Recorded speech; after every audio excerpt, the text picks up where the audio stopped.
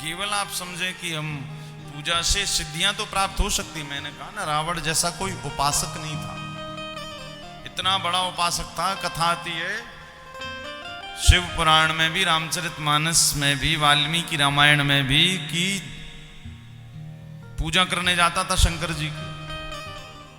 और शंकर जी तो महाराज शंकर जी हैं, भोले बाबा, भोले शंकर नाम ही है ना।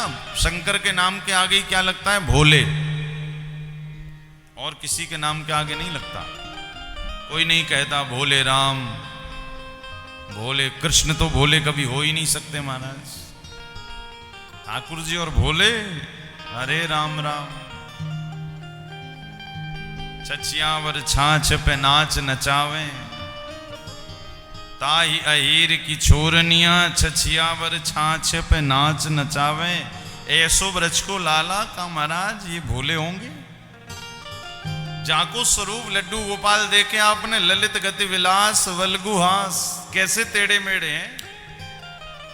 ठाकुर जी कहते भैया ये भोले भोले नाम मेरे नाम के आगे मती लगाओ तो बढ़िया। भोले राम जी भी भोले नहीं है, कभी कभी उन्हें भी क्रोध आ जाता है। परसुर सहित न बड़ नाम तुम्हारा, परशुराम जी जब आए थे सो क्रोध कीड़ी ललकारा, सुराम जी जरा क्रोध में आ गए। तो बोले यदि भोले हैं तो हमारे भोले बाबा ही भोले हैं, इनके नाम के आगे लगता है भोले शंकर। शिव पुराण में लिखा है, बस आप कह दो हर हर महादेव, इतने में ही महाराज भोले बाबा को लगता है इसे क्या दे दूं। कल हम सब ने गंगा जी के तट हरिद्वार में ही कम से कम 100-150 यजमान, जिन्होंने ऑनलाइन घर बैठे बैशाख सोम प्रदोष, कल सोमवार भी था प्रदोष भी था, और गंगा जी का तट, बिल्कुल गंगा मैया के तट पर बैठकर बढ़िया भोले बाबा का जितने भी यजमान ऑनलाइन नाम लिखवाए थे, उन सबकी तरफ से भोले बाबा के चरणों में 3-4 घंटे खूब बंदगी की। और भोले बाबा से यही कहा, प्रभु जितने भी यजमानों ने नाम भेजे हैं भैया, जितने भी घर बैठे सुन रहे हैं, आप सबकी ओर से ठाकुर भोले बाबा के चरणों में प्रार्थना की गई है कि जिसने जिस कामना से, आरोग्यता से, क्योंकि देखिए मैं पहले भी कह चुका हूं कि भोले बाबा के पास हर चीज का भंडार है, जो चाहिए। क्योंकि भंडारी कैसा होना चाहिए? निरासक्त, निरामोह, निर्मोह। यदि भंडारी के अंदर आसक्ति हो गई महाराज, तो फिर वो 2-4 रोटियां बचा कर रखेगा, भले वो अगले दिन फेंकनी पड़े। भंडारी कैसा होना चाहिए? बोले निर्मोही, निरासक्त भाव का, जो अपने पास कुछ बचाए ही ना। यहां तक कि कथा थी वाल्मीकि रामायण के 1 करोड़ श्लोकों पे जब झगड़ा हुआ दैत्यों में, दानवों में, मानवों में, तो भगवान भोले बाबा के पास बात पहुंची। तो भोले बाबा बांटते गए, क्योंकि उनका काम ही है रखना नहीं, सब बांटना। तो बोले 1 करोड़ श्लोक में 3 गए देवता, दानव और मानव, भोले बाबा ने बांट दिए। बोले 33 लाख बांट दिए, फिर 1 लाख बचे, 30 हजार बांट दिए, फिर 10 हजार बचे, फिर 3 हजार बांट दिए, फिर 1 हजार बचे, फिर 300 बांट दिए,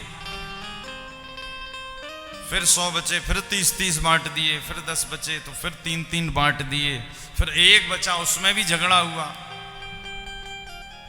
हमारा जब 1 श्लोक बचा उसमें भी झगड़ा हुआ, तो फिर भोले बाबा ने उस श्लोक को भी बांटा तीनों में, और तीनों में बांटने के बाद में अंत में 2 फिर बच गए। और ये 2 अक्षर क्या थे? आप सबको पता है, ये 2 अक्षर थे रा और मां। भोले बाबा ने कहा भैया बांटने वाले को भी तो कुछ मिलना चाहिए। भोले बाबा ने राम अपने अंदर बिठा लिया और बाकी सब बांट दिया। तो भोले भंडारी कैसे हैं? बोले सब बांट देते महाराज। तो कल जिन भी भक्तों ने अपनी अपनी सेवाएं पहुंचाई हैं, विचार करिएगा, आपका संकल्प जरूर पूरा होगा यदि आपने निष्ठा भाव से एक संकल्प किया है। भोले बाबा तो देने ही वाले हैं। भक्त को भक्ति प्रदान करते हैं, संसारी को संसार देते हैं, माया वाले को माया देते हैं, जो चाहिए। रावण को भी तो उन्हीं ने तो दिया था। जब उसने सिर काटे सो भोले बाबा ने वरदान पे वरदान दे दिए, सोने की लंका ही दे दी। बोले भैया जा, ले जा जो भी चाहिए। भोले है ना इसी कारण। तो हम भी भोले बाबा के चरणों में जो कामना प्रार्थना। और अभी आगामी आपको बताया कि 7 जून को पुनः सोम प्रदोष है।